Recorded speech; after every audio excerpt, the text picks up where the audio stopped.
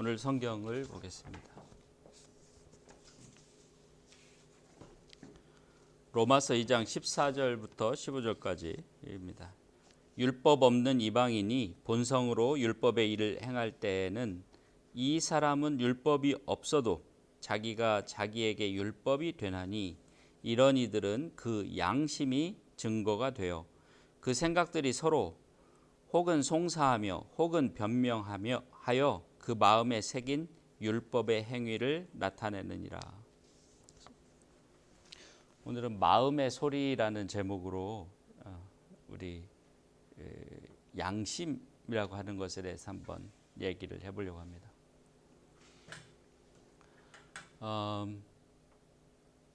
어떻게 생각해보면 조금 이상한 게 한 가지 있습니다. 하나님을 믿는 사람이나 믿지 않는 사람이나 나중에 그러니까 하나님을 잘 믿고 잘한 사람은 천국을 가겠지만 그렇지 않은 사람은 지옥에 가서 벌을 받는다.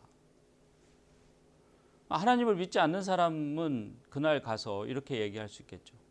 나는 하나님을 믿지도 않았는데 왜 하나님이 나를 벌을 주냐. 그렇게 얘기할 수 있겠죠. 그러니까 이제 우리가 법에 대해서 어떤 사람이 미국에 왔어요. 미국에는 어떤 특별한 법이 있는데 그 법을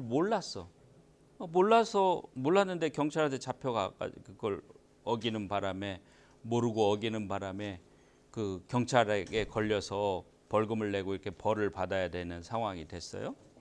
그러면 그 사람이 이런 말을 할 수 있잖아요. 나는 몰랐다. 나는 한국에서 온 지 얼마 안 돼서 그거 몰랐으니까 억울하다. 내가 그 법을 알았으면 나도 지켰을 텐데 몰랐으니까. 그런 것과 같이 하나님에 대해서도 그럴 수 있다는 거죠. 하나님 전 몰랐어요. 이렇게 얘기할 수 있어요. 근데 성경을 보면 그런 게 없다. 하나님을 몰랐던 사람이나 또 하나님을 믿지 않았던 사람도 똑같이 벌을 받는다. 그러니까 하나님 앞에 나는 몰랐어요. 나는 하나님 안 믿었으니까 성경이 뭐라고 하는지도 몰랐고 몰랐어요. 이렇게 하는 게 변명이 안 된다. 그래서 누구나 잘못한 대로 벌을 받게 된다. 왜 그러느냐? 그게 좀 생각을 해요. 왜 그럴까요? 하나님께서 우리에게 모든 사람을 하나님이 창조하시고 인간이라고 하는 것을 하나님께서 지으시고 또 그 우리가 태어날 때 우리가 이 가지고 있는 어떤 이 모든 것이 사실은 하나님으로부터 온 거죠.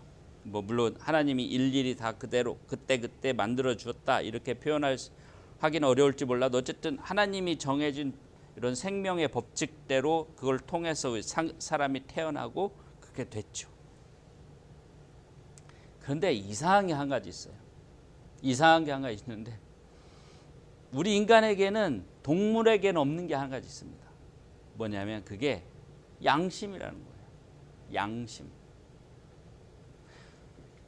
착한 사람이든 나쁜 사람이든 하나님을 믿는 사람이든 믿지 않는 사람이든 또 하나님을 잘 믿는 사람이든 잘 못 믿는 사람이든 어떤 사람이든 간에 그 양심이라는 게 있는데 양심이라는 게 참 재밌는 거예요. 생각해 보십시오. 어떤 사람이든 간에 뭘 하려고 하면은 마음에서 속삭임이 들려요. 마음에서 조용한 소리가 나는 거예요. 내가 이래도 되나? 내가 이러면 안 되는 거 아니야? 너 이러면 안 돼. 너 이렇게 살면 안 돼. 네가 이렇게까지 하면 되겠냐? 이건 좀 심한 거야. 어쨌든 이 양심이라고 하는 것이 나한테 속삭여요. 계속 속삭입니다. 크리스찬이건 크리스찬이 아니건 좋은 사람이건 나쁜 사람이건 심지어 그 망나니 같은 그런 아주 나쁜 짓을 행하고 사는 사람도 계속해서 그 목소리가 들립니다. 마음에서 나오는 작은 목소리가 들려요. 내가 우리 엄마가 나가 이렇게 살으라고 나를 낳고 미역국을 드시진 않았을 텐데 내 인생은 왜 이렇게 됐을까?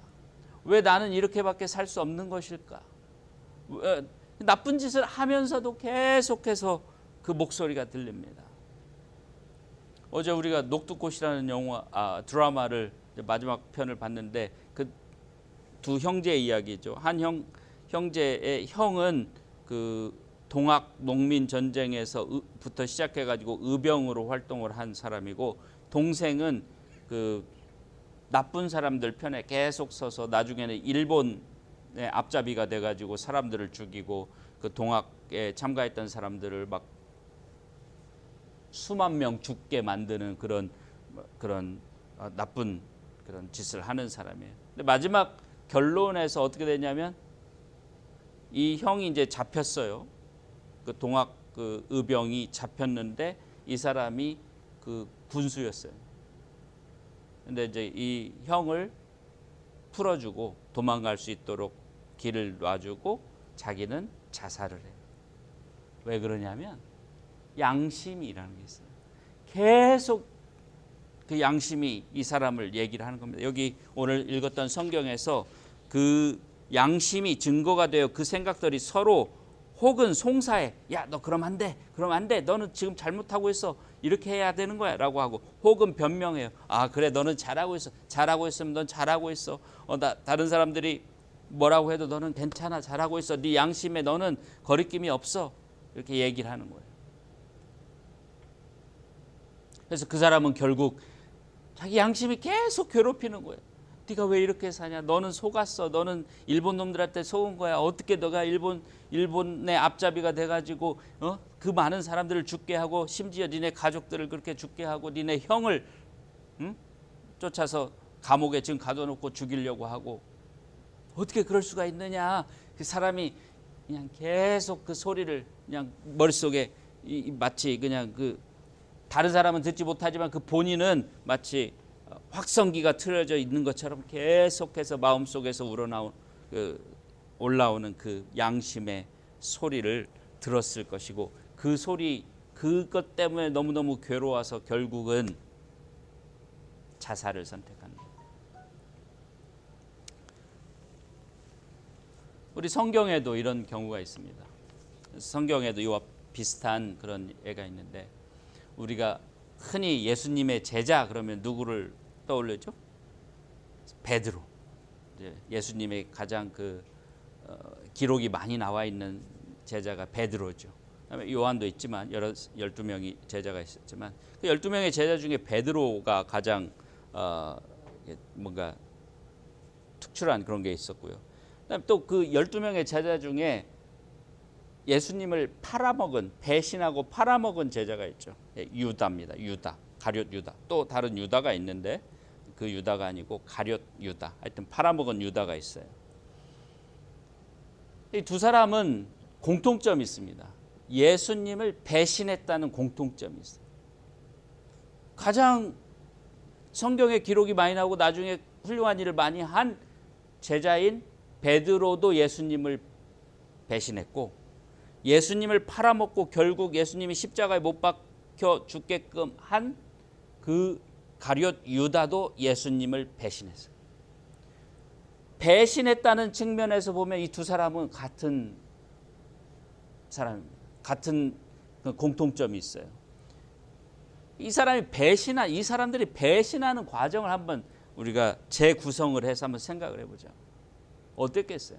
예수님은 잘못이 없는 분이에요. 예수님은 나쁜 짓을 하지도 않은 분이에요. 예수님을 누구 마음 아프게 하신 분도 아니에요. 예수님은 오히려 어려운 사람들을 도와주고 가난한 사람들을 위해서 자기 먹을 것을 나눠주고, 심지어 나중에는 그냥 모든 그런 자기 가진 모든 것을 들여서 다른 사람을 위해서 온통 사랑하신 사람이에요. 그냥 오직 그냥 지극히 사랑을 베푸신 분이라고. 근데 그 제자 둘이 예수님이 그런 잡혀서 고초를 당하고 그럴 때, 또 가룟 유다는 그러기 전부터 벌써 예수님을 배신한 거예요. 그런 예수님을 배신해. 아무 잘못이 없어. 아무리 흠을 찾으려고 해도 흠을 찾을 수 없는 사람을 배신할 때 그 사람들의 양심이 어땠겠느냐 이거죠. 그 사람들이 어떤 소리를 들었겠느냐 이거예요. 너 이러면 안 돼. 어떻게 너가 그 예수님 무슨 잘못이 있다고? 그 예수님이 너한테 뭘 잘못했다고, 너 이러면 안 돼 하는 소리가 그냥 마음속에서 그냥 천둥 소리같이 들렸을 겁니다. 그런데 베드로는 주변 사람들이 두려워서, 자기도 예수님처럼 잡혀가서 고초를 당할까 봐 두려워서 예수님을 배반하죠. 또 유다는 돈 때문에, 은 30냥 때문에 예수님을 팔아먹죠. 예수님을 고발하고 그 돈 대신 은 30냥을 받죠. 우리도 똑같을 수 있다고 생각합니다. 우리 다 여기 지금 하나님을 아주 깊이 믿든 이제 믿기 시작하셨든 아니면 믿지 않든 우리 이 자리에 모이신 분, 또 이 설교를 듣으신 분들은 한번 생각을 해보십시오. 예수라는 분이 어떤 분인지, 하나님이란 분이 어떤 분인지 우리는 알아요. 잘은 몰라도 그분들이 나쁜 짓을 하는 사람들이 아니고, 우리에게 해를 끼친 분이 아니고, 우리를 나쁘게 하려고 하시는 분들이 아니라는 걸 알죠. 예수님께서는 우리를 위해서 오히려 돌아가시고 우리에게 구원을 주기 위해서 모든 것을 희생하신 분이라는 얘기도 들었어요. 그럼에도 불구하고 뭔가 그분들의 뜻에 어긋나게 행할 때가 많이 있습니다. 아니, 쉽게 얘기해서 이 장민구 목사가 이렇게 설교를 하는데, 지난주에도 듣고 그 지난주에도 듣고 그 지난주에도 듣고 들었는데, 좋은 말씀들을 성경에 있는 좋은 말씀들을 하는 걸 많이 들었는데, 그대로 행하지 못할 때, 그대로 그것과 다른 결정을 하고 부끄러운 행동을 할 때 내 마음속에서 항상 그 소리가 들렸을 거예요. 하나님이 나를 어떻게 생각할까? 예수님이라면, 지금 예수님이 내 이 모습을 보면 어떻게 생각하실까? 내가 이래도 되는 걸까? 나는 이러면 안 되는데 내가 왜 이러고 있을까? 왜 내가 지금 이렇게 하지? 내가 이러면 안 되는 걸 알면서도 왜 나는 지금 이렇게 하고 있는 거지? 라고 어떤 식으로든 마음에서 나오는 소리들이 있었을 거라는 거죠. 가룟 유다나 베드로처럼 예수님을 배반하는 그 순간, 배반하게 되는 그건 뭐냐면, 그 소리를 어떨 때 무시해버리기 때문에, 마음의 소리, 양심이 내는 그 마음의 소리, 양심이 내게 얘기하는 그 옳은 소리를 무시해버리는, 듣고도 못 들은 척 무시해버리는 거예요. 아니면 아예 귀를 막아버리는 거예요. 듣기 싫어, 내 마음대로 할 거야, 내 생각대로 할 거야. 그렇게 되는 거예요. 이유는 있죠. 베드로는 두려움 때문에, 나도 그러면 지금 예수님처럼 저렇게 고문당하고 끌려가서 저럴지도 몰라, 무서워. 가룟 유다는 어떤 이유 때문에 그 돈이 필요해서. 이유는 있어요. 그러나 그 이유 때문에 그 사람들이 한 행동은 뭐냐면, 마음속에서 솟아나는, 마음속에서 들리는 그 소리를 무시해버렸다는 거예요. 결국 그 마음속에서 들리는 그 소리를 듣지 않고 거기에 순종하지 않았다는 겁니다. 우리도 마찬가지. 우리도 마음속에서 들리는 그 소리를 듣고도 못 들은 척하거나 듣고도 순종하지 않으면 결국 양심에 어긋나는 그런 사람이 되는 거죠. 양심대로 살지 않고, 옳지 않고, 크리스찬으로서는 말할 것도 없이 정말 양심도 지키지 못하는 그런 사람이 되는 거죠.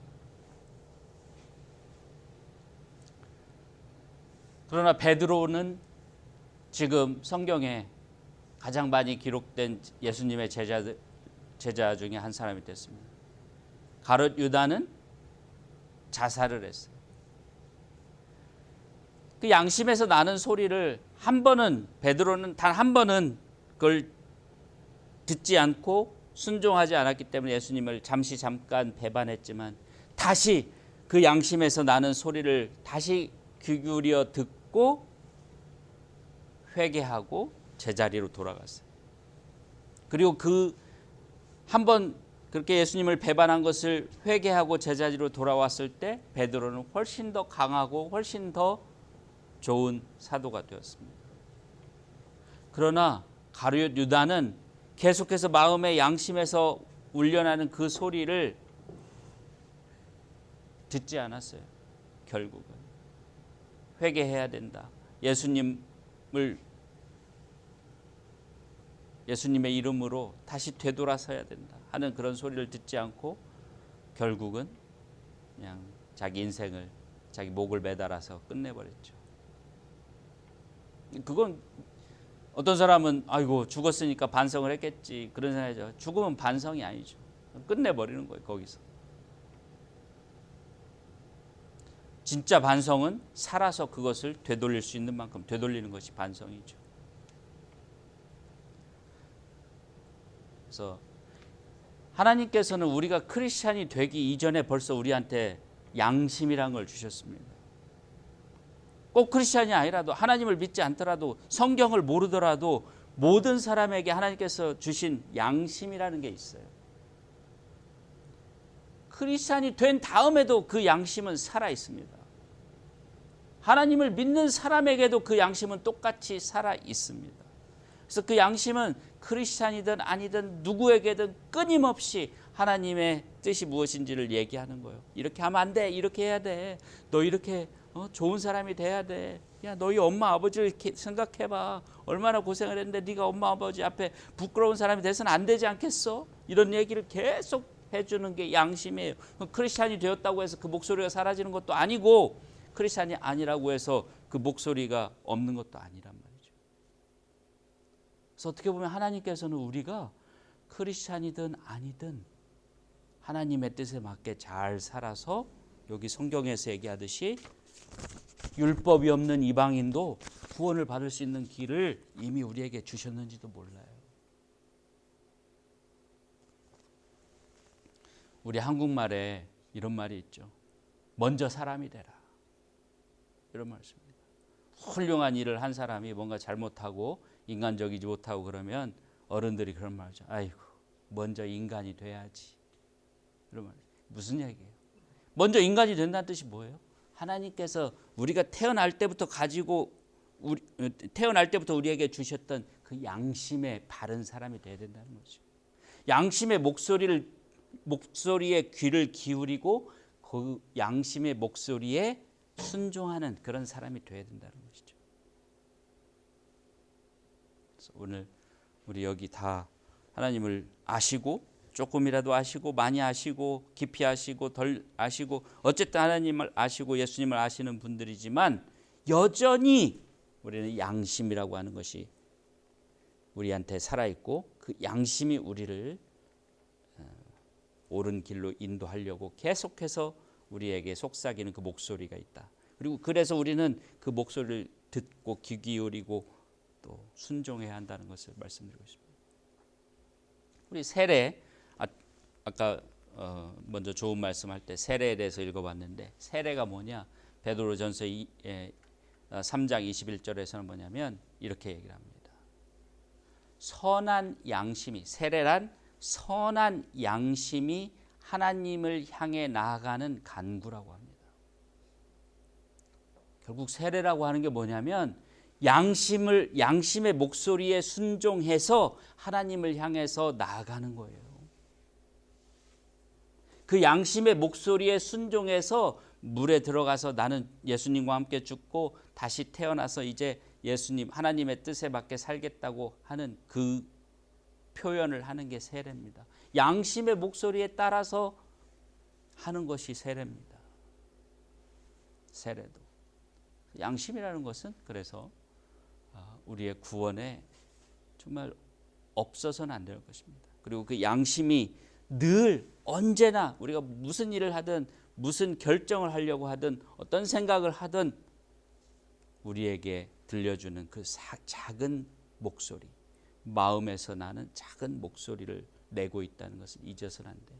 거기에 귀를 막아서는 안 됩니다. 오히려 거기에 귀를 기울이고 그 마음에서 나는 그 소리에 순종해야 합니다. 그게 우리가 구원받을 수 있는 길입니다.